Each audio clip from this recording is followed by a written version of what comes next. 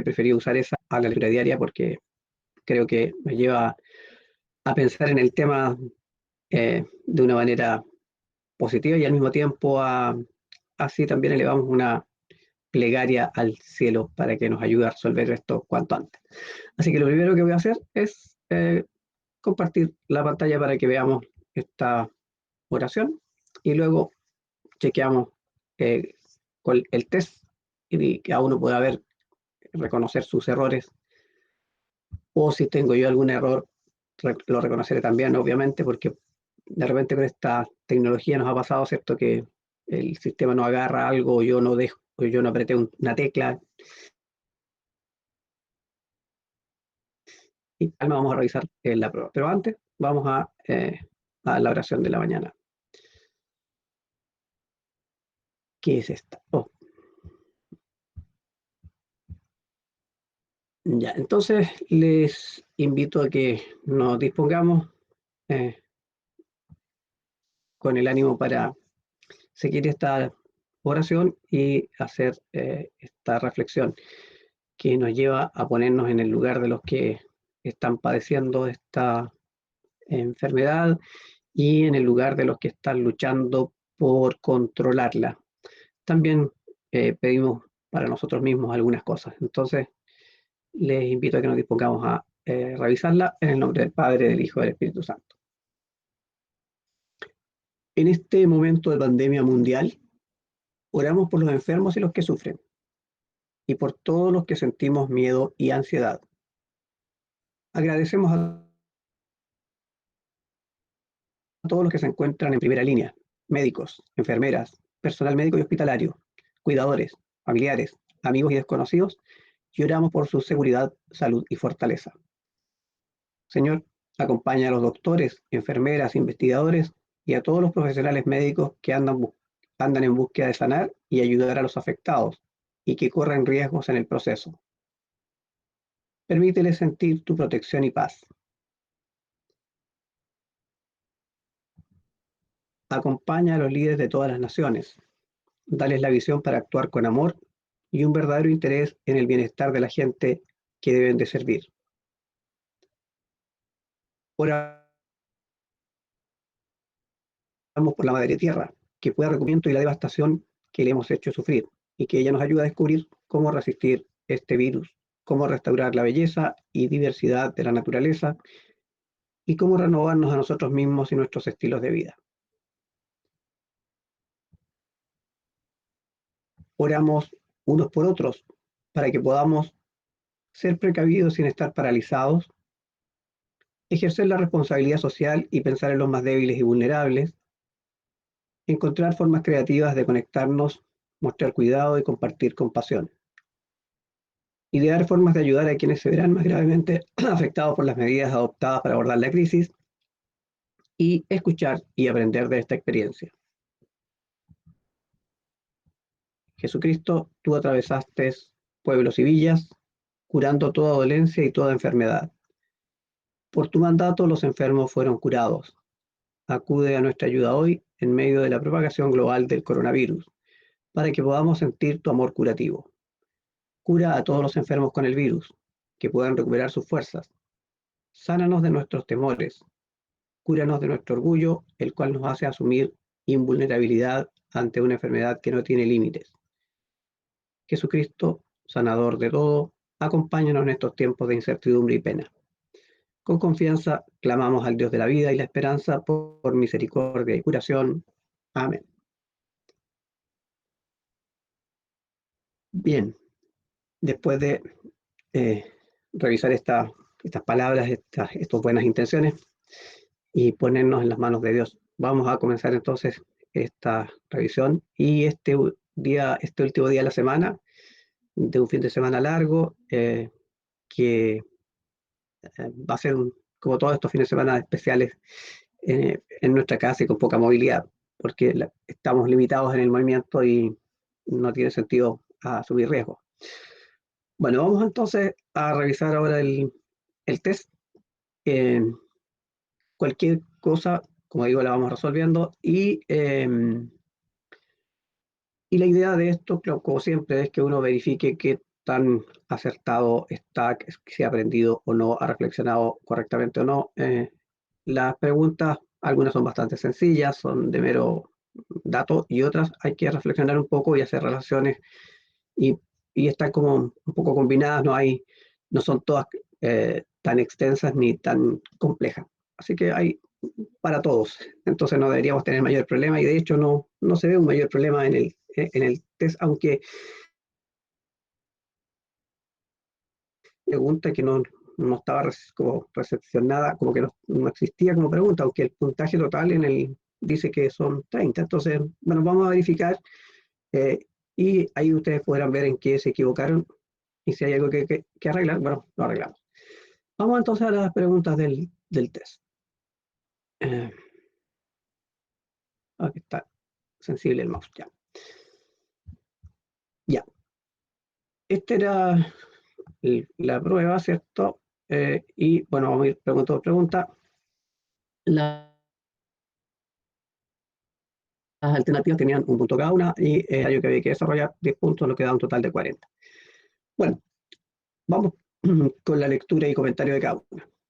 El liberalismo heredero de la Revolución Francesa fue una ideología de la alta burguesía en la primera mitad del siglo, y, una vez en el poder, tuvo que hacer extensivas sus conquistas a las clases medias y demás sectores populares por las exigencias de estos.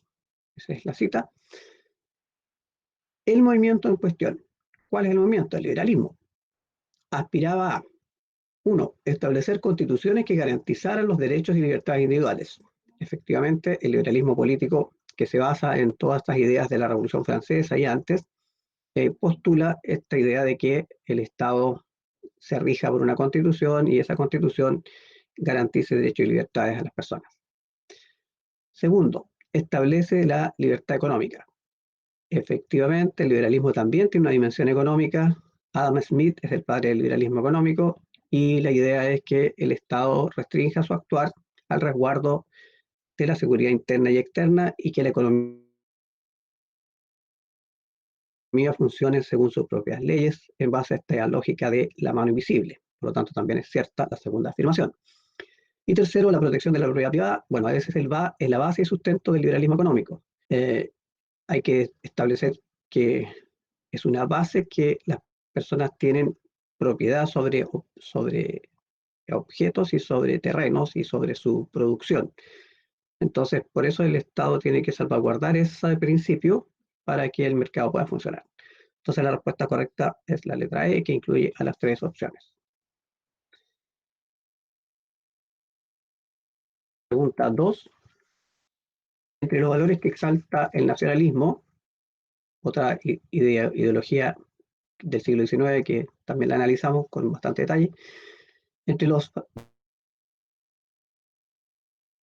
valores que exalta el nacionalismo del siglo XIX se ven la identidad cultural, es decir, el reconocimiento de que todos somos parte de algo, que tenemos la misma lengua, la misma costumbres, la misma forma de asumir la vida.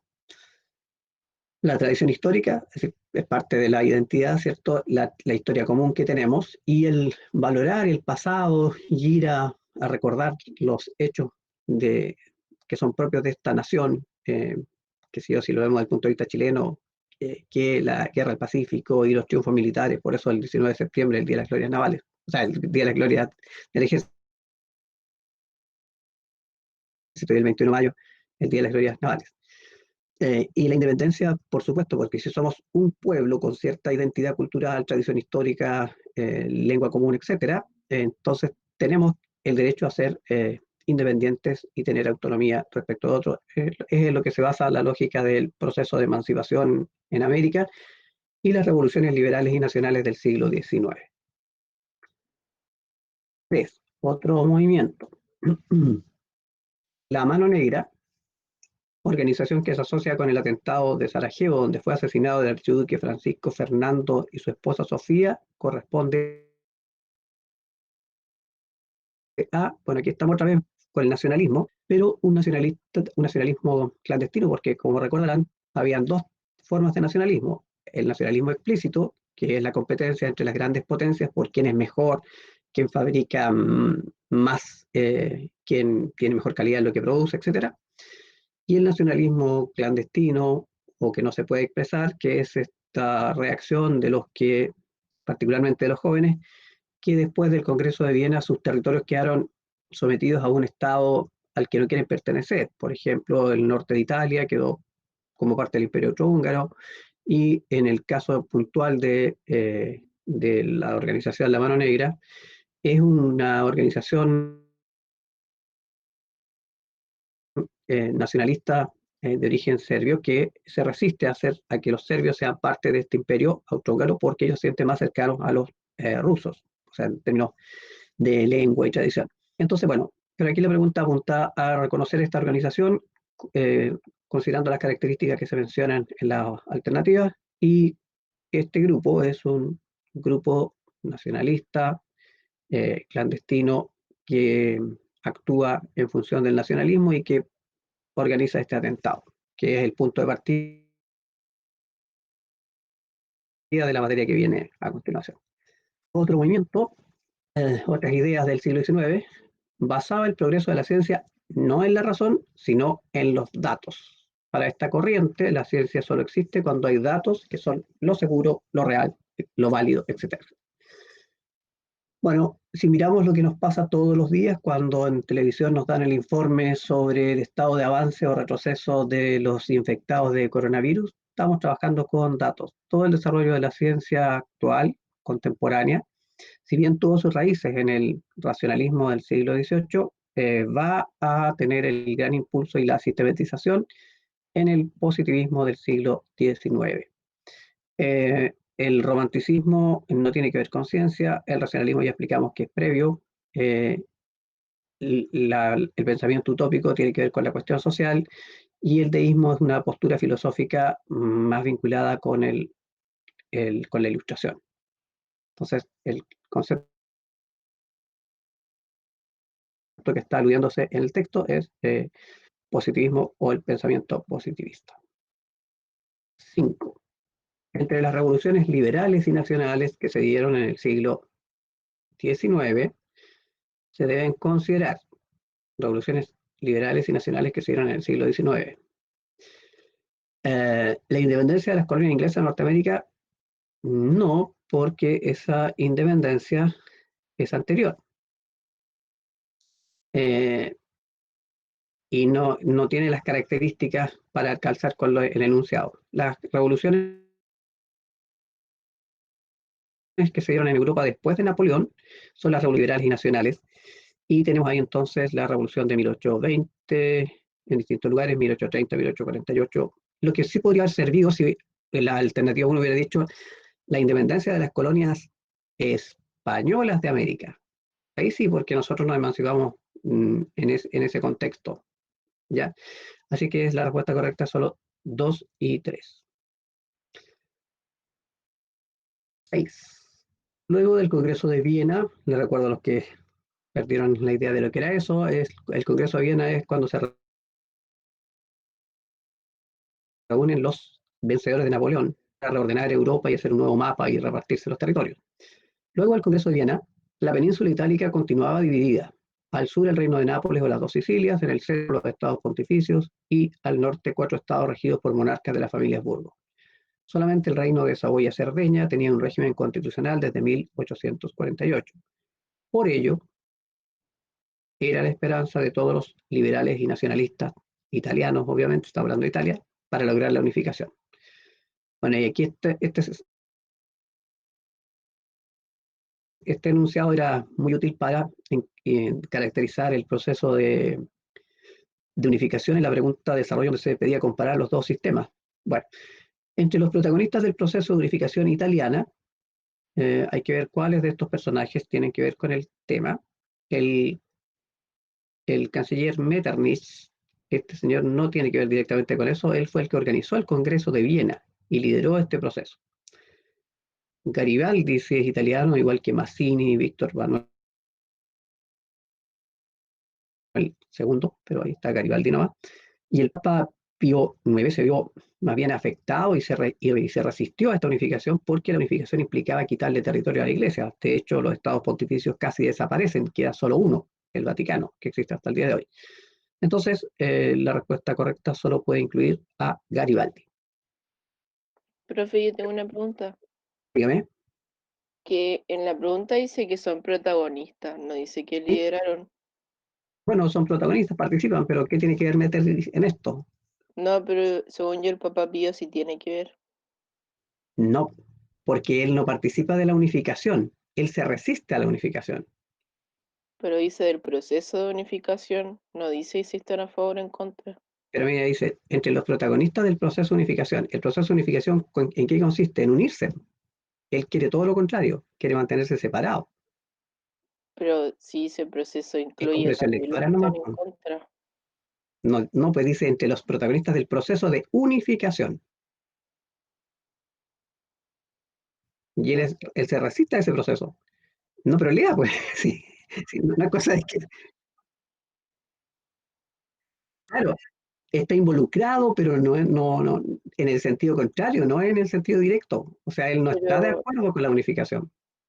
es como hablar de una revolución. Por ejemplo, la Revolución Francesa tenían que ver los revolucionarios, pero también tenía que ver Luis XVI. Y Y Luis él estaba XVI, tú en dirías contra. pero ahí pone el ejemplo. A ver, Luis XVI, tú dirías que es una víctima. Pero es protagonista, se No, pues estudia su protagonizar nombre es ser igual. parte de, es estar ahí adelante, guiando, dirigiendo. Eso es ser protagonista. El protagonista, mira, seamos honestos, cuando tú analizas una lectura y el lenguaje te piden, ¿cuáles son los protagonistas del, no sé, pues de Romeo y Julieta? Los Ah, protagonistas son Romeo y Julieta, no el resto de los parientes que pelearon y la familia que se resiste, o sea, los protagonistas son los que están en el centro del tema y lo llevan. Ya, 7. La segunda revolución industrial estuvo ligada a nuevas fuentes energéticas. Eso significa que había otras que eran anteriores o antiguas o distintas. Y aquí hay que buscar aquellas que correspondan a la segunda, y la segunda tiene que ver con el motor a explosión, tiene que ver con el generador eléctrico, la radio, la televisión, etc. Entonces, el carbón, si bien es una fuente energética, es de la primera. La electricidad sirve, el vapor también es de la primera, y el petróleo sí sirve. O sea, es 2 y 4. Bueno, este es un texto bastante impresionante, ¿cierto? Además, eh, muy decidor de lo que está pasando como consecuencia de la revolución industrial. Bueno, trabajo en el pozo no sé si sería exactamente Gauder. No es muy cansado, pero trabajo sin luz y paso miedo. Voy a las 4 y a veces a las 3:30 de la mañana y salgo a las 5:30 de la tarde. No me duermo nunca. A veces canto cuando hay luz, pero no en la oscuridad. Entonces no me atrevo a cantar. No me gusta estar en el pozo. Estoy medio dormida a veces cuando voy por la mañana. Voy a la escuela los domingos y aprendo a leer. Me enseñan a rezar. He oído hablar de Jesucristo muchas veces. No sé por qué vino a la tierra y no sé por qué murió, pero sé que descansaba su cabeza sobre piedras. Prefiero de lejos ir a la escuela que estar en la mina. Bueno, es un testimonio, ¿cierto?, de una niña que describe cómo vivía y cuál era su condición en esta realidad de la revolución industrial. De lo expresado en el texto, de lo que dice el texto, de lo expresado en el texto, se puede deducir. Uno, el trabajo infantil en las minas proporciona una oportunidad de acceder a la educación. Absolutamente falso. Tanto el tiempo que están los niños en las minas que no tienen posibilidad de ir a educarse diariamente a una escuela. Dos, las condiciones de vida y trabajo de las clases populares impedían a los niños acceder a la educación formal. Claro, solamente iba a la escuela dominical donde algo le pudieran enseñar, pero eso no es educación formal. Tres, el trabajo infantil estaba prohibido en la época de la Revolución Industrial. Si hubiera estado prohibido, este niño no estaría trabajando ahí. De hecho, no había ninguna legislación que respecto al trabajo y ese es el gran problema. Entonces, contratar niños incluso hasta era más rentable porque se les pagaba menos.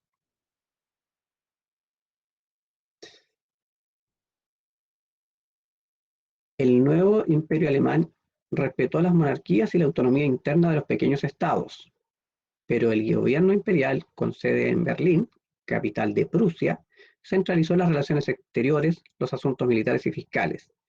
Bismarck intentó también la unidad religiosa, hostilizando a los católicos. Aquí también podría servir este texto, ¿cierto?, para enfrentar ese ensayo sobre comparar la unificación italiana con la unificación alemana. Aquí se refiere a ese tema. Bueno, y se hacen un hincapié particular en el tema de que buscando la unidad religiosa se quiso imponer el protestantismo y a los católicos se les margina. Por eso es que la congregación del Verbo Divino se tuvo que fundar al otro lado del río en Holanda, porque es en tiempos de Bismarck que se funda esta congregación. Bueno, considerando lo expresado en el texto, se puede concluir que, uno, el régimen político establecido fue de corte federal, es decir, que era una sola unidad, pero dividido en estados, y eso lo dice el texto. Dos, el nuevo estado es confesional y católico. Es confesional, sí, protestante, pero no católico, porque dice que hostiliza a los católicos. Tercero, el gobernante se denominó emperador o Kaiser.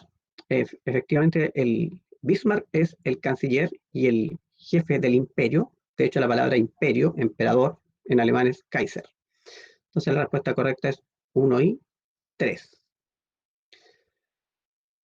Desde 1856 se empezó a aplicar el denominado convertidor Bessemer en la industria siderúrgica. Con ello se abarató el costo de la producción de acero. O sea, claramente entonces la industria siderúrgica tiene que ver con la producción de acero, desplazando al hierro en numerosas aplicaciones. Para la elaboración del acero se requiere como materia prima, de la lista que está ahí, lo que sirve para hacer este metal nuevo es el hierro y el carbón. También se podría agregar el carbonato de calcio, pero no está en la lista. Y el estaño y el cobre no tienen que ver con eso. De hecho, el estaño se combina con el cobre para hacer el bronce, pero no para hacer acero. Entonces la respuesta correcta es 1 y 3. Frecuentes a los que se abocaron los autores románticos. El romanticismo era otra eh, tendencia, otra ideología de esta época del siglo XIX. Entre los temas más frecuentes de los autores románticos se incluye el amor, la pasión y la emoción, todo lo que sea emotivo, el imaginario fantástico medieval, volver atrás, por ejemplo, el Quijote, que retrocede al tiempo de los caballeros, eh, la muerte con énfasis en el suicidio, todo es trágico, todo es terrible, y hay poemas alusivos a la muerte y novelas. La Dama de las Camelias, por ejemplo, vinculada con esta idea de la tuberculosis, este amor que no puede realizarse porque ya se muere. Pero, pero es distinto decir eso, que claro, que hace alusión a la muerte que con énfasis en el suicidio, porque yo busqué mucha información para responder esta pregunta y en ninguna parte aparece el énfasis en el suicidio. Ninguna. Igual discrepo en eso. Bueno, sí, puede ser, en este caso sí, porque en realidad es más la muerte por sí misma, porque en realidad Claro, la Dama de las Camelias no se suicida, sino es que que es la ese es el enfermedad. tema, que la Sí, muerte correcto, ¿no? totalmente de Sí, acuerdo de que sí, estamos de acuerdo, ¿sí? está bien. Y la combinación 1, 2 y 4 debería ser entonces la C. La vamos a corregir de nuevo esa. Entonces, sí, no estoy plenamente de acuerdo, sí, ahí la coma hace la diferencia. Ya, entonces la once para que los que la tengan la sumen, 11 sería la respuesta correcta C. Ya, sigamos. Entre las características o énfasis del positivismo, bueno, ya vimos una pregunta que aludía a lo que era el positivismo. Entre las características o énfasis del positivismo como corriente cultural y filosófica, se debe incluir, uno, las leyes de la naturaleza también son aplicables al estudio de la sociedad. Un ejemplo de eso es cómo se analizó, cómo nació la sociología, por ejemplo, y un poco la visión de la economía, pero en la sociología donde se aprecia mejor esto de que eh, la conducta social responde a la misma conducta que tienen los demás seres en la naturaleza, la conducta gregaria, etc. Dos, el optimismo es general y a esto se une la idea del progreso imparable. O sea, si tenemos la ciencia, tenemos el control de los datos y podemos tener todos los avances en la medicina que existen, la sociedad puede progresar y evolucionar. Aquí lo que podría generar algún problema es que si uno empieza a asociar esto con la visión de Malthus. Bueno, Malthus, si bien trabaja con datos, él es parte del positivismo, pero él postula una teoría súper negativa, ¿cierto? Porque, claro, no consideró la variable de que la ciencia podría desarrollar la producción y evitar el caos que él estaba anunciando que la humanidad se iba a morir de hambre. Entonces también es válida la 2. La 3 dice: el conocimiento consiste en explicar los fenómenos a partir de leyes de la naturaleza, a partir como que solo de las causas. Bueno, textual dice: el conocimiento consiste en explicar los fenómenos a partir de las leyes de la naturaleza, perdón, a partir de sus causas. Esa es la visión ¿de qué tendencia? ¿Quién ve así quién explica así la ciencia? El racionalismo. Ejemplo, la ley de Newton, o cualquiera de las leyes de que nacen del siglo XVIII. Una ¿Sí? duda. El racionalismo en realidad explicaba los fenómenos a partir de la razón, que a partir de ¿Sí? la razón se podía llegar a la verdad, no entre, más que nada, no por las leyes de la naturaleza. Pero piensa, por Positivismo. ejemplo, en Newton, piensa en Boyle-Mariot. O sea, todas las leyes de la química son de naturaleza racionalista y tienen que ver con que los fenómenos se explican porque la naturaleza funciona en base a ciertos principios que son leyes. Por eso existen estas leyes de la física, de la química e incluso hasta de la biología. Pero en el ámbito de los científicos, ellos hicieron procesos positivistas como lo es el método científico, a partir Pero de mira lo obtener. que, sí estoy de acuerdo en eso, pero lo que dice acá que entre las características o énfasis del positivismo y esta característica o énfasis, punto 3, es del racionalismo. Por eso hay que dejarla fuera. Y 4, el modelo de conocimiento es inductivo. Eso, bueno, en eso se basa el positivismo, ¿cierto? A partir de ir sacando conclusiones con los datos, que es como lo relevante para esta tendencia. 13. La aparición del maquinismo, es decir, incorporar la máquina a la producción, ¿cierto? Estuvo precedida, es decir, antes de eso, para que se diera, estuvo antecedida o fue preparada. ¿Qué condiciones se daban previas para que esto apareciera? El liberalismo económico, que se impuso primero en Inglaterra, ¿cierto? Y de hecho fue en Inglaterra donde apareció el maquinismo y la máquina de vapor y todo esto. Los adelantos de la ciencia, sobre todo en el caso, si pensamos en la máquina de vapor de la física, para ver el tema de cómo manejar las presiones y usar la presión del vapor para que moviera las máquinas. La aplicación del mercantilismo, no, porque el mercantilismo es contrario al liberalismo. El mercantilismo es esta lógica de que se debe acumular capital sobre la base de vender lo más posible y comprar lo menos posible, o sea, el mercado controlado. ¿Y quién lo controla? El Estado. Y eso es lo contrario a lo que dice el liberalismo. El liberalismo dice dejar hacer, dejar pasar. Es decir, el Estado tiene que solo regular, no entrar a intervenir. O sea, eso hay que dejarlo fuera, el 3. Y la demanda de telas, claro, las telas que se usaban en ese tiempo era el algodón, y antes era la lana, y lo que se buscó fue una máquina para desmotar el algodón, para tejer el algodón, y ahí fue, primero aparecieron los distintos telares, y después entonces la máquina a vapor para mover esas máquinas que se habían construido para los procesos. Entonces la respuesta correcta es 1, 2 y 4. Entre las razones del por qué Gran Bretaña fue la cuna del maquinismo, es decir, por qué fue en Inglaterra y no en otro lado que se dio este proceso que estamos explicando arriba, están asociadas las dos preguntas, se debe considerar.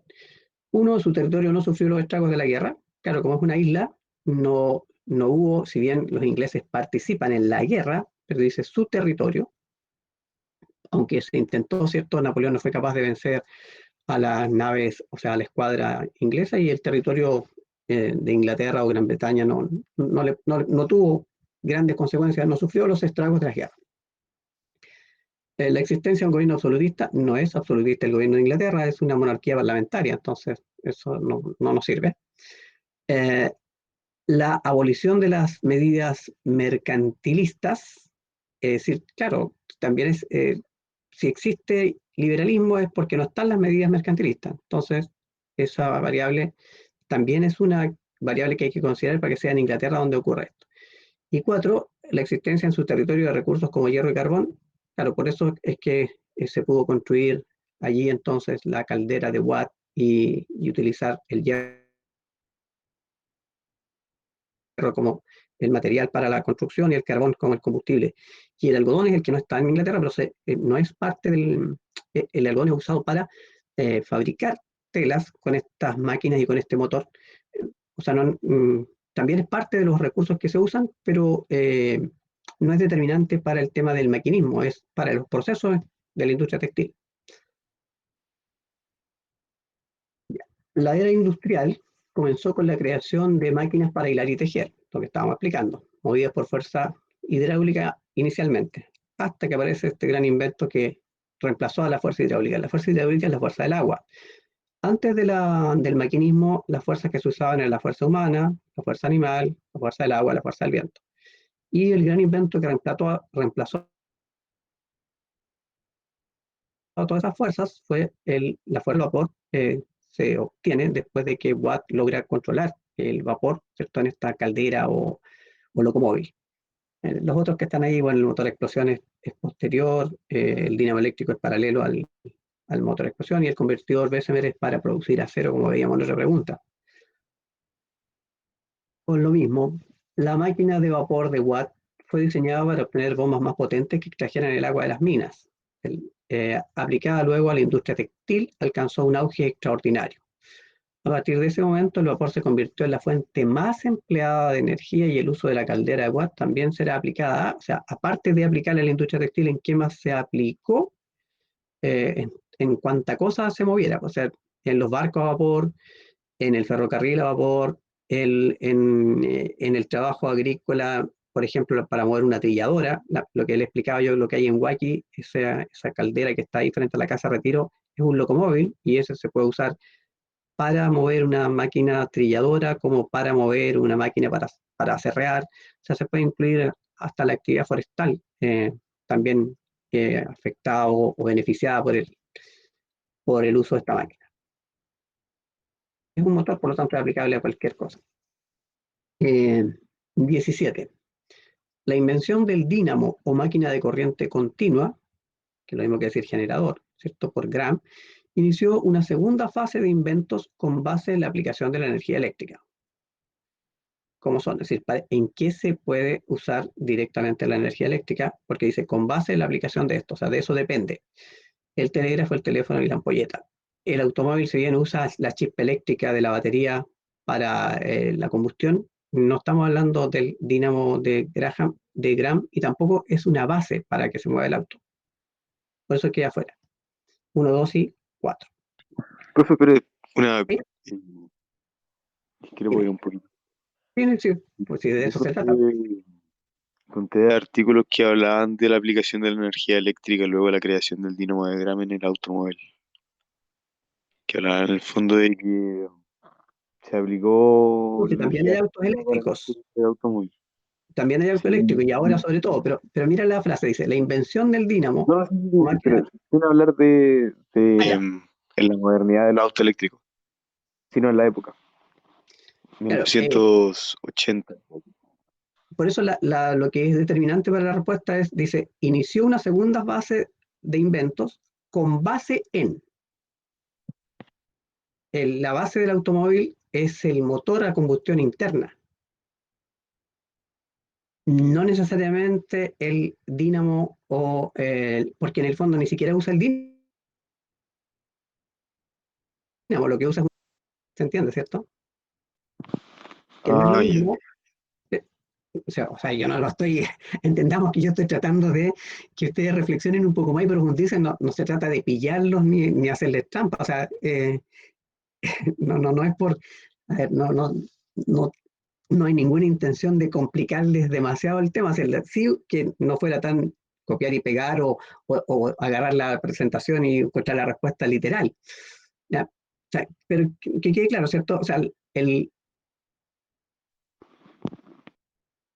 auto se mueve con una chispa eléctrica, correcto, pero la chispa eléctrica con la que se mueve el automóvil desde su inicio es la que puede acumularse en una batería. Por eso fue clave que junto con la invención del motor a combustión interna, ya sea con petróleo diésel o con gasolina, se inventara también una batería, que en el fondo la batería es un acumulador de energía, ¿cierto? Que permite utilizar una pequeña chispa eléctrica, pero no está directamente relacionado con este generador de Gram que sí es utilizado directamente para la señal eléctrica del teléfono y para encender la ampolleta. Oye, no tengo ningún problema en que discrepe. Mi único objetivo es que ustedes hubieran hecho un esfuerzo para reflexionar sobre los contenidos y enfrentar el desafío que es la pregunta. O sea, cada pregunta es un desafío para encontrar antecedentes y poder enfrentarla y responder acertadamente. Y también hay que reconocer cuando uno puede equivocarse o no considera una variable. Ya, 18.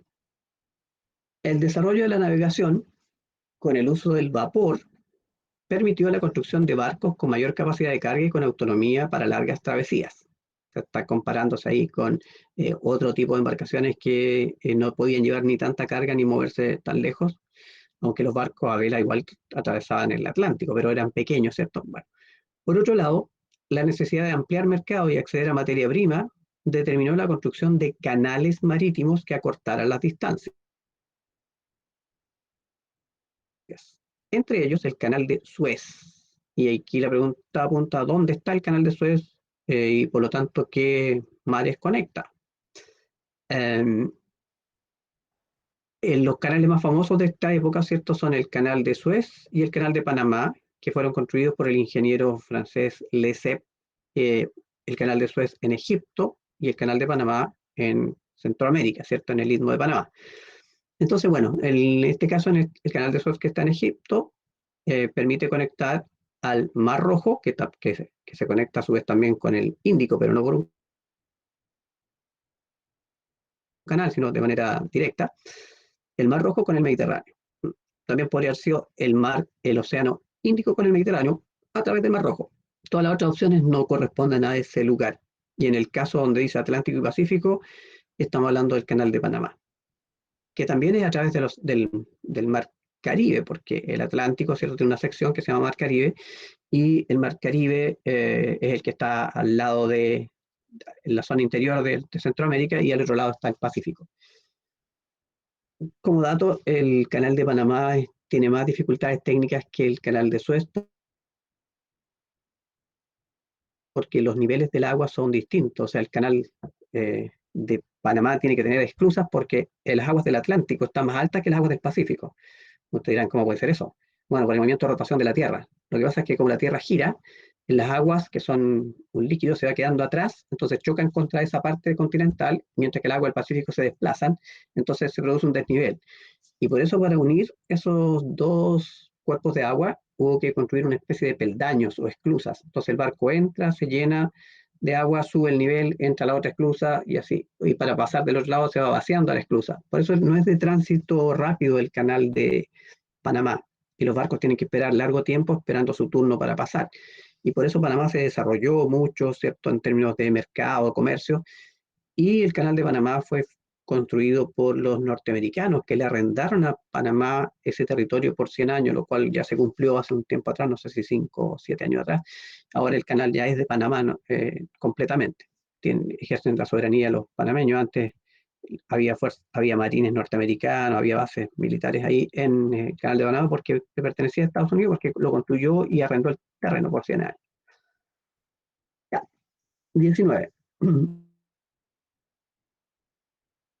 Entre las denominadas potencias industriales del siglo XIX se debe incluir a Rusia, no, porque es una potencia agrícola, tuvo un leve desarrollo industrial muy menor. Rusia se quedó bastante atrasada en términos de desarrollo y de la llegada de la modernidad, como que vivían sobre todo el interior de Rusia, como en la Edad Media. Alemania, por supuesto, que sí es una gran potencias, España tampoco, lo mismo pasa con Italia, que no se desarrollaron y fueron solamente abastecedores de productos agrícolas. Entonces las que corresponden acá sería Alemania y Gran Bretaña, que son los que la llevan junto con otras potencias, como son también Japón y Estados Unidos al final. 20. La revolución industrial, al sobreproducir cantidades de objetos, sobreproducir quiere decir que produce las necesidades del momento, o sea, porque en eso consiste, o sea, producir a más bajo costo, mayor volumen, más rápido. Por eso hablamos de una revolución, usando máquinas. La revolución industrial, al sobreproducir cantidades de objetos, necesitó más mercado, lo que impulsó el desarrollo comercial. Los bancos, el crédito y la bolsa de valores. Todo eso se había impulsado por eso. Para sostener la productividad, las fábricas requirieron de abastecimiento permanente de materia prima, así como asegurar mercado para su producción. O sea, tenían que tener tanto la materia prima como el mercado, porque lo que producen son grandes volúmenes. Teniendo en cuenta este último punto, ¿cuál es el último punto? El de la materia prima, el de así como asegurar mercados. Perdón, me perdí ya. Teniendo en cuenta este último punto, se explica que se haya producido y en realidad aquí no había mucha vuelta ya al desierto porque el concepto, el único que apunta aquí sería el colonialismo o el imperialismo, porque el monopolio comercial es controlar el mercado por parte del Estado o de un solo productor. El mercantilismo era esto que ya explicamos, que también el Estado controla la economía mediante exportar lo más posible, importar lo menos posible. La cuestión social no tiene que ver con el proceso mismo de producción, sino que es una consecuencia que tiene que ver con los obreros. Y el fisiocratismo era una escuela económica que postulaba que lo que había que desarrollar era la agricultura y la ganadería. Entonces, en realidad, aquí debería haber hecho un poquito más compleja la respuesta, pero bueno, tenían que haber preguntas fáciles también. Ya, pero aquí la opción no era el colonialismo, era el imperialismo, ¿cierto? Podían servir como para esta respuesta. 21. Gracias al mecanismo, el capitalismo industrial reemplazó al capitalismo comercial y a la agricultura como estructura económica en Europa Occidental. Esta nueva dimensión que alcanza el capitalismo, primero quizás aclarar que el capitalismo existe de mucho antes, ¿cierto? En la media hablábamos de la burguesía y pensábamos en los artesanos, pensábamos en los comerciantes y los banqueros. Pero ahora aparece un nuevo capitalismo que son el capitalismo industrial, que viene a complementar eso en el siglo XIX. Bueno, esta nueva dimensión que alcanzó el capitalismo tiene como base por qué se pudo desarrollar, en qué se sustenta, en el liberalismo, que ya explicamos cierto lo que era, en la idea de la libre empresa, la libertad de invertir. O sea, yo puedo hacer un estudio de mercado, arriesgar mi capital como yo quiera e iniciar una producción, una pyme o una empresa. Lo que no forma parte del capitalismo es la idea de que el Estado controle la economía, porque el capitalismo se basa en la libertad, en el laissez-faire, dejar hacer, dejar pasar, que la economía funcione sobre la base de la mano invisible que hablamos. 22. Al considerar las transformaciones que se dieron en la cultura y sociedad de la Europa del siglo XIX, es válido señalar, uno, la población triplicó su volumen. Lo veíamos con la mirada que tenía Malthus, ¿cierto? Y el análisis que hacía, y particularmente lo que pasaba en Inglaterra, como en un siglo la población aumentó, pero increíblemente. Y eso tiene su explicación en el control de las enfermedades, la invención de la vacuna, mejor alimentación, etc. 2. Se produjo una creciente migración del campo a la ciudad. Claro, como aumentó la población en todas partes y la mano de obra Profe, ya no era tan necesaria y las ciudades aparecen como una posibilidad porque están las industrias, entonces la gente se mueve, profe, pero se mueve al revés. es Se que produjo no una hay. creciente migración de la ciudad al campo. No, ahí está, esta es la que hay que corregir también, la 22. Sí, la 22 mismo que hice al Sí, revés. no, sí, esa la tengo marcada, sí, Ah, está pero la bien. dejé ahí Sí, la dejé ahí porque está mal la alternativa que quedó marcada en el sistema. Ay, La 2 no corresponde porque dice se produjo una creciente migración de la ciudad al campo. Al revés sí, ¿ya? Entonces la 2 hay que dejarla fuera. ¿Se acelera el proceso? Sí, y surge la clase media. O sea, la alternativa correcta no debe incluir la 2, es decir, es la D, ¿ya? 22D, para que, eso lo tienen que revisar, pero eso ya lo había descubierto cuando armé esto y revisé la pauta, que claro, la ingresé mal en el sistema, pero por eso se la marqué aquí tal como la marqué en el sistema, pero no corresponde, o sea, la respuesta correcta es esta. Voy a marcar con otro color.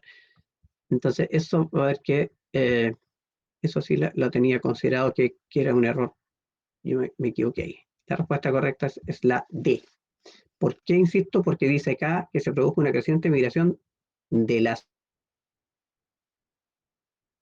ciudad al campo. Y esa, entonces van dos, la 11, que sería C, y la 22, que sería D.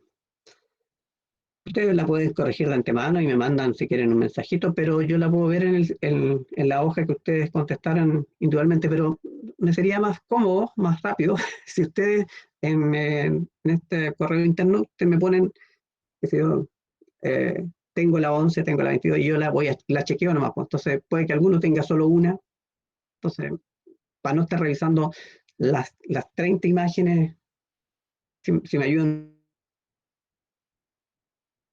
un poco para hacer más rápido el tema, ¿ya? Pero igual lo puedo hacer, o sea, no es imprescindible que lo hagan así, pero se los pido para hacer más sencillo el tema. Ya, 23. El surgimiento de las fábricas con su producción de artículos en serie cambió por completo las condiciones de producción. Las máquinas arruinaron los talleres familiares y concentraron a los trabajadores en un mismo edificio fabril. Entonces así surge un nuevo tipo de trabajador, una nueva clase social, que es la clase de los obreros o el proletariado industrial.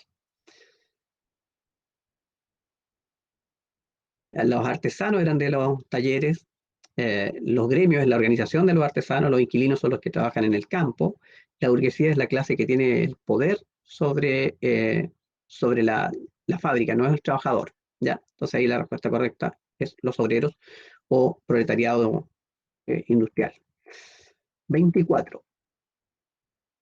Respecto de la nueva realidad social que surge como consecuencia de la producción fabril y de la abundancia de mano de obra, es incorrecto considerar, aquí estamos buscando lo que no corresponda, lo incorrecto es que se revalorizó, o sea, se le dio más valor a la mano de obra produciéndose un aumento o un incremento salarial importante. Si esto hubiera sido así, no habríamos tenido el tema de la cuestión social. O sea, no tendríamos este problema que llevó a tantos conflictos en el siglo XIX y XX con relación a los obreros y su organización. 25. Eran intelectuales y algunos hasta empresarios que propusieron la creación de cooperativas, comunidades de trabajadores o falansterios, y que en los Estados Unidos fueran federaciones de falansteros. Incluso se llegó a proponer que las nuevas sociedades fueran gobernadas por científicos, técnicos industriales, es decir, una tecnocracia. Pero todos proponían comunidades ideales y fracasaron en ponerlas en práctica. Ya el texto permite reconocer los postulados de los que planteaban esa idea de que la cuestión social se resolvía por este medio, o sea, haciendo lo que dice ahí.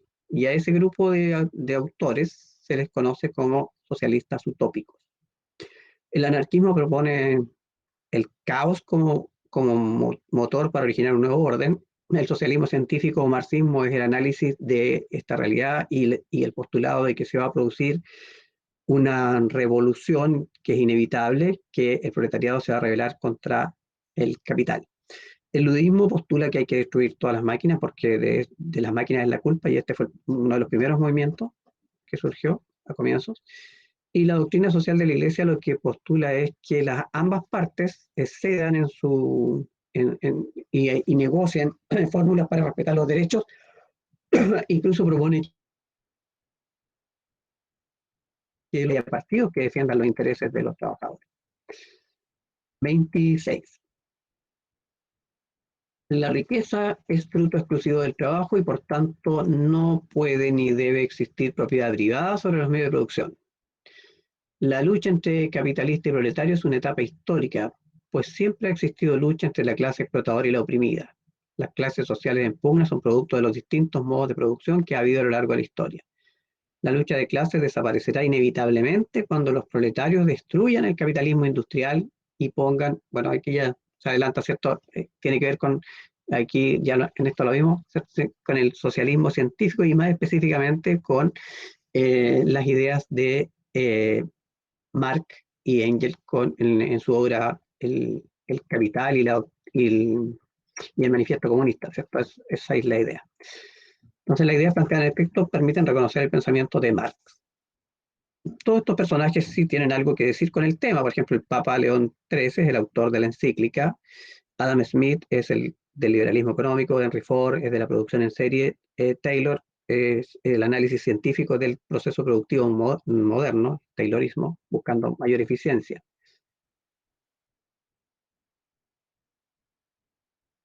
(27) Surgió como una expansión colonial provocada por la necesidad que tenían los países industrializados de obtener materias primas, algodón, etc. Y combustible, hulla, petróleo. La hulla, por si acaso, es el carbón de piedra, ¿cierto? Carbón mineral. A bajo precio y mercado abundante que compraran los productos terminados. Y mercados abundantes que compraran los productos terminados. Punto. No busca dominación territorial. Quizá importante eso, no busca dominación territorial, sino expansión del capitalismo industrial. Aquí quizás lo que les costó más fue diferenciar si era colonialismo o era imperialismo, pero el acento está en esta idea de que no busca dominación territorial. La dominación territorial implica poner un gobernador inglés, por ejemplo, en la India, o lo que hizo España con nosotros. Nosotros fuimos colonia de España. Estados Unidos hoy día lo que hace es imperialismo, o sea, nos controla el mercado, la economía, controla un poco la cultura también, ¿cierto? Es como la cabeza del capitalismo hoy día y por lo tanto genera un área de influencia. Eso es el imperialismo. 28. Entre las causas del imperialismo o neocolonialismo del siglo XIX se debe considerar por qué se produjo esto. El nacionalismo de las potencias europeas, con la competencia entre ellas por quién puede más, es mejor, etc. Las ideologías y teorías racistas que proclamaban la idea de que el hombre blanco, por eso es que miraban en menos a la población negra y justificaban la expansión con la idea de que llevaban el progreso, la ciencia, la verdadera fe, etc. 3. La sobrepoblación de Europa que fomentó la emigración a otros continentes. Entonces, claro, como hay más gente, hay que alimentar a esa gente, por otro lado, a la gente que emigra, hay que también, como es inglesa, hay que protegerla también allá, y en la embajada, el consulado, etc. Y la idea del espíritu misionero también, pues, especialmente con la creación de nuevas órdenes religiosas o nuevas congregaciones del siglo XIX-XX, que no son las tradicionales, no son los jesuitas, franciscanos, benedictinos que venían de la época medieval, sino que está, por ejemplo, aquí los combonianos o la misma congregación del Verbo Divino, que nace en este contexto. Aquí, bueno, en la pregunta 29 pueden verificar esta idea de la teoría racista, el punto 2. Es lo que dice la 29, para usted ya la analizar. El colono jamás tocará un huevo procedente de África. Lo considerará asqueroso. El colono no conoce el sabor de la mandioca ni del aceite de palma. Los plátanos los come solo en Europa, se refiere al colono. ¿Por qué no en África? Por principios. Uno de ellos consiste en no llevarse a la boca nada de lo que come el negro. Si lo hiciera, el colono se desblanquearía, cosa que desea evitar. Vi en el Congo a colonos que pasaban hambre, pese a que había comida de sobra, solo que era comida africana. Ninguno quería tocarla. El colono es un hombre de principios. Bueno, considerando lo expresado en el texto, es válido señalar, uno, hay un evidente menosprecio hacia la población nativa, ¿cierto? Es bastante concreto ahí. Dos, los colonos desconocían el valor nutricional, no era por un tema de si sabían si era nutricional o no en este caso lo que aparece en el texto, porque dice considerando lo expresado, ¿cierto? El plátano, no es eso, y los blancos se consideran superiores, lo dice claramente. Ahí la última, en este momento el Imperio Británico era uno de los más extensos del planeta, estamos hablando del siglo XIX, ¿cierto? Abarcaba no solo los territorios de Inglaterra, Gales, Escocia y parte de Irlanda, sino además sus territorios ultramarinos en Australia e India, entre otros, por lo que se trataba de una de las metrópolis más influyentes y relevantes de Occidente para el momento. En la época que corresponde al texto citado, gobernaba en Inglaterra, porque en Inglaterra el Imperio Británico, ¿quién gobernaba ese Imperio Británico?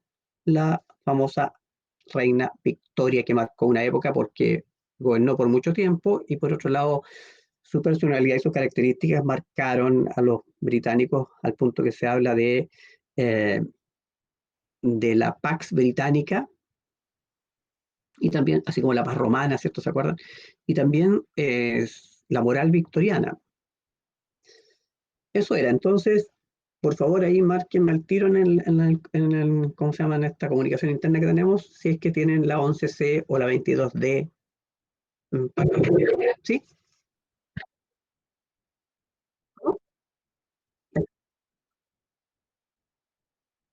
¿Ya?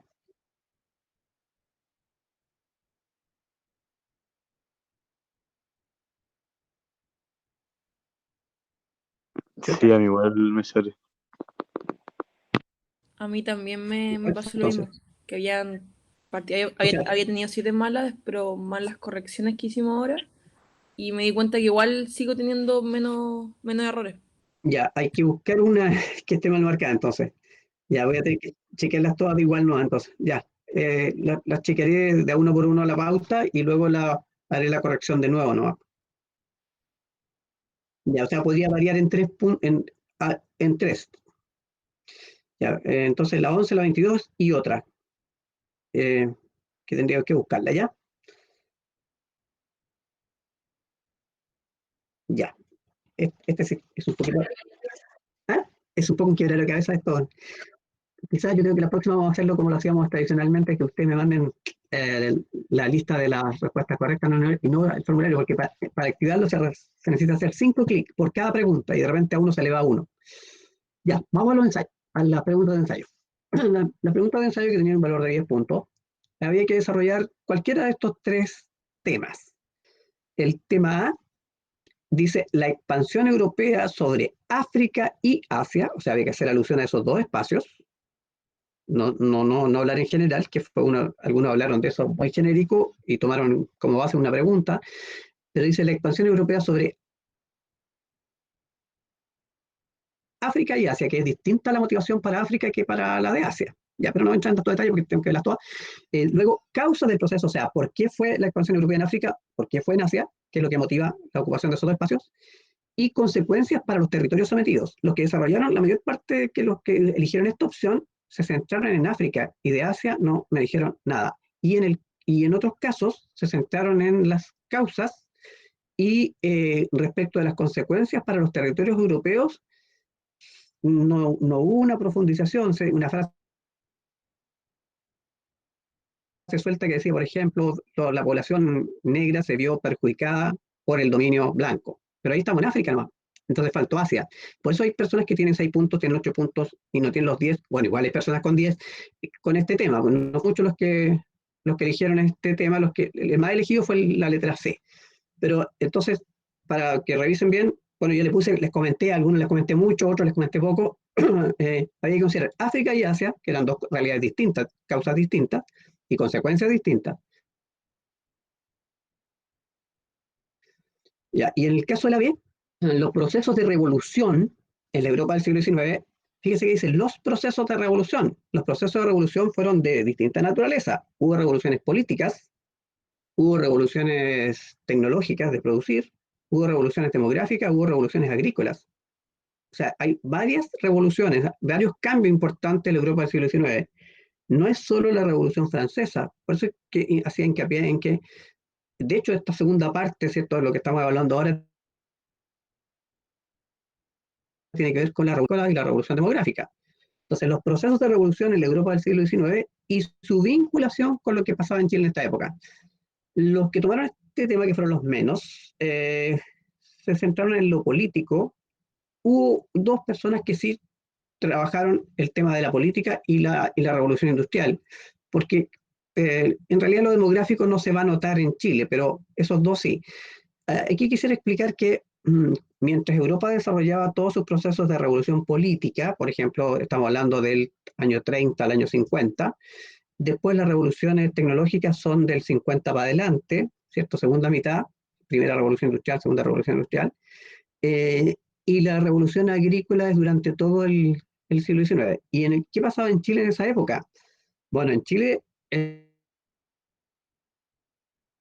ese periodo, ¿cierto? Teníamos, por un lado, revoluciones de corte liberal en el gobierno de Montt. Tuvimos también la llegada del ferrocarril en la época en que William Wheelwright empezó a explotar la plata en Copiapó Caldera, y ese mismo señor instaló una línea de vapores que unía a los puertos de Chile con los puertos de Perú. O sea, los procesos de revolución eh, que se vieron en Europa se vivieron paralelamente acá también. Y un elemento muy importante era esta relación que hay entre Chile y la revolución industrial, en el sentido de ser Chile un proveedor de materia prima, como es el salitre y el carbón, para el desarrollo industrial europeo. Y de hecho, si no fuera por eso, Chile no habría despertado económicamente, no habría tenido los éxitos que tuvo en la época de Balmaceda, por ejemplo, que es a fines del siglo, después de la Guerra del Pacífico, que está en la segunda mitad del siglo XIX. Entonces ahí los que tomaron este tema, ahí en realidad no estuvo tan buena no relacionaron los procesos, sino que tomaron una revolución y la relacionaron con Chile. Ya, y en la letra C, quizás era también la más fácil de enfrentar, ¿cierto? Y además este tema estaba como desarrollado en varios, había unos que están muy literales, así, copiar y pegar, así que en este tema, no en los otros. ¿Ah? Bueno, pero es el riesgo, y ustedes son los que saben si lo hicieron o no lo hicieron. Bueno, aquí la idea era comparar. Entonces, la mayor parte tomó esta misma línea. Antes de comparar, lo planteó primero, esto es lo que pasó aquí, esto es lo que pasó acá, y ahora, ¿en qué se parece y en qué se diferencia? Bueno, y las semejanzas tienen que ver con la época, tienen que ver con que en ambos casos terminó con un rey en el poder, que el nacionalismo las movió, que la unificación tiene que ver con ese nacionalismo, que ambas estaban separadas después del Congreso de Viena, que había transcurrido un largo tiempo en que no se habían unificado, porque en el caso de Alemania fue en la Edad Media, en el caso de Italia fue en la época de la antigüedad, en la época del Imperio Romano. O sea, habían hartas semejanzas que se podían comentar, y las diferencias es que, bueno, una se movía más por lo diplomático, otra más por lo bélico. En el caso de Alemania estaba dividido en estados, 39, en el caso de Italia eran regiones, eran menos, eran 7, y estaba incluido ahí los estados pontificios. Eh, También los liderazgos eran distintos, era más popular la de Italia, era más dirigida por las cabezas políticas en el caso de Alemania. En realidad esto era más sencillo de enfrentar quizás, y bueno, y a cada uno yo le comenté brevemente y algunos latamente. Después me arrepentí, a algunos que a lo mejor se sintieron heridos porque le hice comentarios quizás, pero con buena intención. Con respecto a la redacción y ortografía, ya estamos en cuarto medio, hay que ser un poquito más cuidadoso con lo que se escribe. Además hay un corrector incluido, ¿cierto? O sea, si yo escribo mal, lo puedo corregir el error. Así que el objetivo siempre es eso, la idea es que ustedes vayan mejorando. Entonces, ahí el puntaje más bajo, creo que fue de 6, claro, hubo algunos que eran 6 puntos de los 10, otros 8, y la mayoría tuvo 10. Eso es con respecto a esto. Entonces, por favor, mándenme por mensajito interno, ¿cierto? Donde yo les mandé los comentarios de su test, la situación de la 11 y la 22, pero igual voy a tener que buscar cuál es la otra. ¿Cuál es la otra en que hay bueno, voy a chequear la hoja de respuesta completa con la pauta que acabamos de revisar, para ver cuál fue la que tiene el drama. y luego entonces ahí les comunico la nota. ¿Estamos? ¿Sí?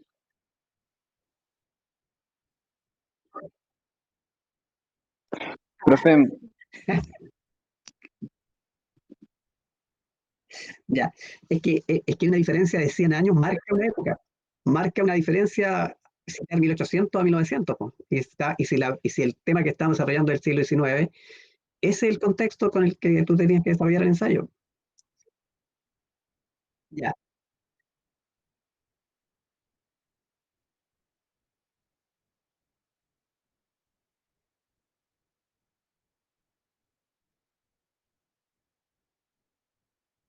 no, cuando te decía lo del cheque era pensando más que en la fecha, en la cantidad. O sea, habrías entregado más plata que la que realmente tenías que pagar. Pero era,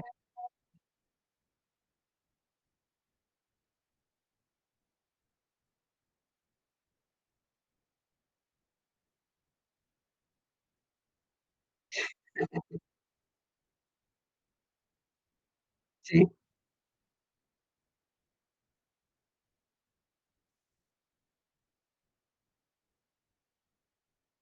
lo, lo que quise fue hacer un poco una ironía de que entendieras que 100 años de diferencia hacen un contexto distinto. Pero no iba a La repetir. voy a revisar de nuevo y si en realidad lo que estaba viendo es solo del siglo XIX, podría entender que hay un cambio ahí entre un 8 y un 9 que no fue voluntario. Ya, ¿quién más tiene alguna duda? profe, la 11 y la 23, ¿cuáles eran las alternativas La 11 y la correctas? 22. La 11 era C, 22, la 22D. CD, ya. 11C, 22D. Y la otra tengo que descubrir cuál es.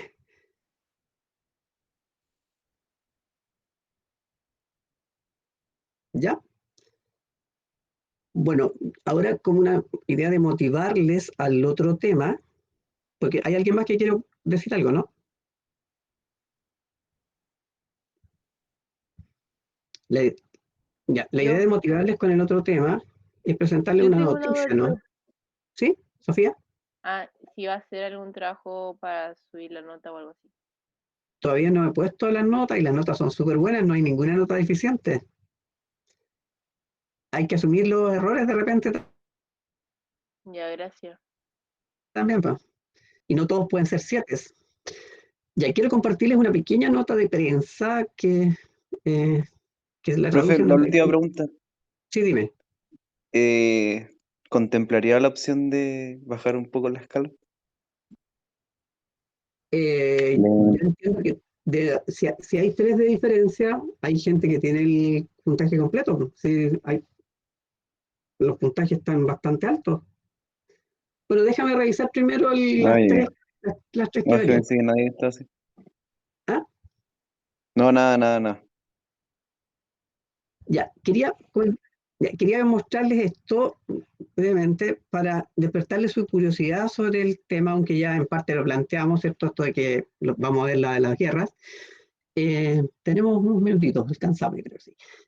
Es un pequeño reportaje que se hizo a propósito de cuando se cumplieron 100 años de la Primera Guerra Mundial, pero la gracia de este artículo que se hizo en base a que hubo descendientes de franceses nacidos en Chile que estuvieron en este hecho bélico internacional como es la Primera Guerra.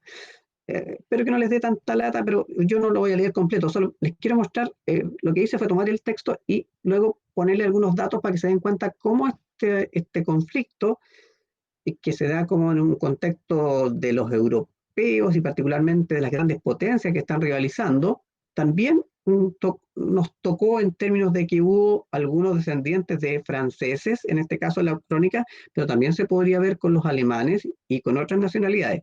Pero en este caso el artículo se titulaba así: a las armas ciudadanos, usando esa expresión de la Marsellesa, los francos chilenos que pelearon en la Primera Guerra Mundial. Bueno, voy a poner en contexto, esta imagen ilustra sobre los uniformes de la Primera Guerra Mundial que después van a ir transformándose, pues estos son ya un poco de la época post-napoleónica. Y aquí lo que se comenta, insisto, no lo voy a leer para no ser tan latero, que se hizo una investigación, ¿cierto?, sobre que hubo chilenos en esta guerra y que no fueron pocos. Dice, los no menos de 800, aunque algunos dicen 1000, franco-chilenos, que de Concepción, de Santiago y de Valparaíso se fueron a participar en la guerra y de ellos varios murieron. Y esto es lo que interesaba un poco para ilustrar. Agosto de 1914. Quizás sea una exageración, pero un periodista calculó que 4.000 personas se juntaron en la Alameda, en Santiago, para despedir y mirar la partida de los reservistas franco-chilenos que saldrían desde la estación Mapocho hacia Valparaíso y desde ahí hacia Francia para unirse a la guerra que acababa de estallar en Europa, la Gran Guerra o Primera Guerra Mundial. Otro tanto ocurrió en otras ciudades, como Concepción y el puerto de Coronel. Al igual que en Europa, los jóvenes reservistas y voluntarios marcharon con entusiasmo hacia un conflicto que la mayoría creyó que duraría pocos meses, semanas, pero sabemos que se prolongó por 4 años y dejó millones de muertos. Este episodio chileno de la guerra es rescatado por 2 historiadores. Bueno, no voy a entrar en tanto detalle, y fueron publicados bajo este título, ¿cierto? El llamado de la patria, los reservistas y los voluntarios franceses de Chile durante la Primera Guerra Mundial. Bueno, aquí estamos ya con los uniformes propios de lo que fue la Primera Guerra y el llamamiento que hizo el gobierno francés a los ciudadanos franceses, a los jóvenes franceses en condición de enrolarse, y se extendió este llamado a los descendientes de franceses que se encontraban fuera de Francia, y es el caso de la reacción de los jóvenes chilenos descendientes de franceses de Valparaíso, de Concepción, de Coronel, veíamos ahí, de Santiago. Bueno, volviendo al punto, entonces, la idea es que se embarcaron estos chilenos. Hablamos de franco-chilenos porque es un grupo complejo. Unos son franceses, pero viven en Chile, y otros son descendientes, nacidos en Chile, pero que se sienten franceses. Y en el primer llamado, entonces, se embarcaron en Valparaíso y en otras ciudades del sur, como Coronel, rumbo a Francia. En El Mercurio se puede leer que el 5 de 14, con una misa celebrada en la iglesia San Vicente de Paul, un santo francés, en la Alameda de Santiago, entre las calles 18 y San Ignacio, se hizo la despedida de los reservistas franceses. Justo después, una banda militar interpretó la Marsellesa, el clásico himno francés. Luego, por la tarde, los reservistas tomaron el tren en la estación Mapocho con destino a Valparaíso para embarcarse en el vapor Orduña. Y para subrayar lo numeroso que eran los franco-chilenos que partían, el Mercurio apunta que en la estación se tuvieron que añadir vagones al tren. Ya, entonces, me salto algunas líneas de ahí. Dice, el diario El Sur informó que partirían hacia Coronel 150 reservistas, llegados de Concepción, Talcahuano, Chillán, Los Ángeles, Temuco y Valdivia, entre otras ciudades, para embarcar hacia Francia, obedeciendo al llamado que el gobierno de su patria les ha hecho por intermedio del consulado de dicho país en Concepción. Los que se enrolaron se consideraban franceses, a pesar de haber nacido muchos en Chile. Si hasta 1914 habían gozado de una buena condición por ser franceses, ahora cuando la situación política en Francia se complicaba, había que implicarse. Un ejemplo de la influencia francesa son los colegios de origen francés, ¿cierto? El colegio Charles de Gaulle, por ejemplo, en Concepción. Bueno, entonces se embarcaron en este barco, el vapor Ortega, y dice, partió del Valparaíso con reservista el vapor Ortega. Iban 300 reservistas y en el estrecho de Magallanes se encontraron con el Dresden, que es un barco de la Marina alemana, que bueno, después con el tiempo vamos a ver que durante la guerra se hundió acá en la isla Juan Fernández, lo hundieron los propios alemanes para que no cayera en manos del bando contrario. Y en el cruce de estas naves que eran, entre comillas, enemigas, ¿cierto? Los alemanes, los franceses, el capitán de la nave Ortega, que llevaba a los reservistas, esquivó, ocultándose por los fiordos y canales, y logró cruzar el estrecho, se fija que son barcos a vapor, y llegar entonces a Francia. En Chile la comunidad francesa se organizó en comité de ayuda para las familias cuyos jefes de hogar habían ido a la guerra. En Concepción se creó un diario, ¿cierto? El Noticiero de la Tarde, un vespertino, que iba informando de lo que estaba pasando en la guerra.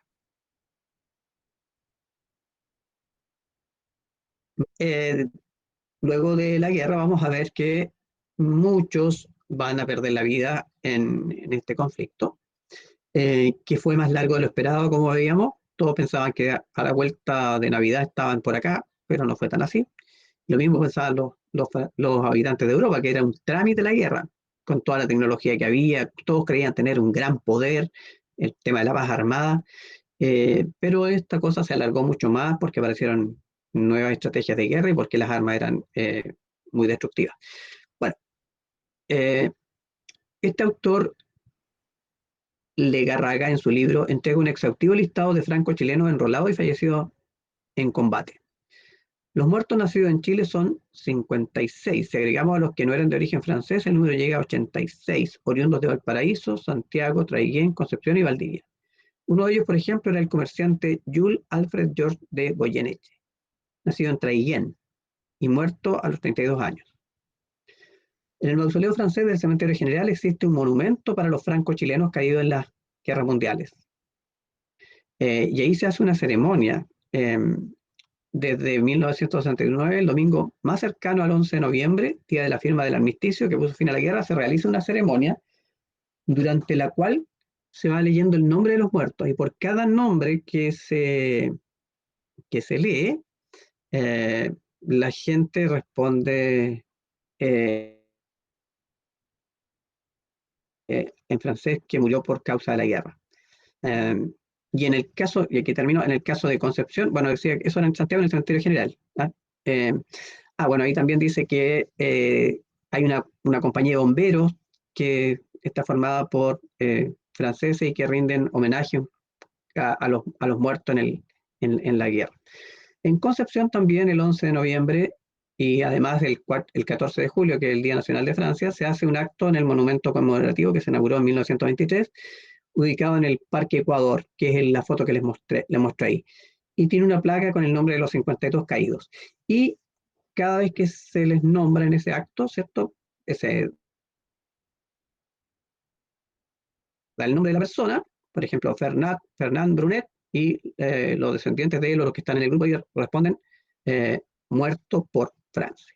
Entonces, este conflicto, del cual nos vamos a hacer cargo de analizar luego, tiene un alcance mundial y está vinculado con la revolución industrial y está vinculado con el imperialismo y con los roces que se dan entre las potencias. Y cierro entonces, decíamos que al principio todos iban entusiasmados y que pensaban que la guerra era corta y rápida, pero después, cuando las personas conocieron el horror de las trincheras, del hambre, del frío, de la sed, de los gases, de la impotencia sexual, de por vida, de las mutilaciones, de los trastornos psíquicos, etc., empezó a nacer otra conciencia, otra actitud. Por eso, en 1939, los rostros que marchaban a otra guerra total no revelaba el entusiasmo de aquellos de 1914. O sea, claramente en 1914 hubo gente dispuesta a viajar desde Chile, por ejemplo, y otros países a luchar por la patria porque tenían una idea distinta de lo que era la guerra. Pero después de conocer cómo eran las guerras del siglo XX con estas nuevas armas y todo, la cosa cambió. Por eso es que cuando se da la Segunda Guerra Mundial, ya nadie iba ni tan contento, ni tan feliz, ni tan entusiasmado, ni hubo tantos voluntarios dispuestos a enrolarse. Porque se había visto el lado negativo de la guerra. Ya, eso era solo para despertar su curiosidad con este tema, porque en el fondo de aquí para adelante lo que nos queda por revisar es el siglo XX, y el siglo XX, como les decía, es el siglo de los grandes conflictos, el siglo de la violencia, el siglo de la guerra, partiendo por la Primera Guerra Mundial, Segunda Guerra Mundial, y después todo lo que es el proceso de la Guerra Fría y los conflictos que se viven hasta la actualidad. Son las 10:22, entonces yo los dejo en libertad de acción para que puedan incorporarse a la siguiente clase. Que tengan un buen resto del día. Con los de electivo nos vemos más rato a la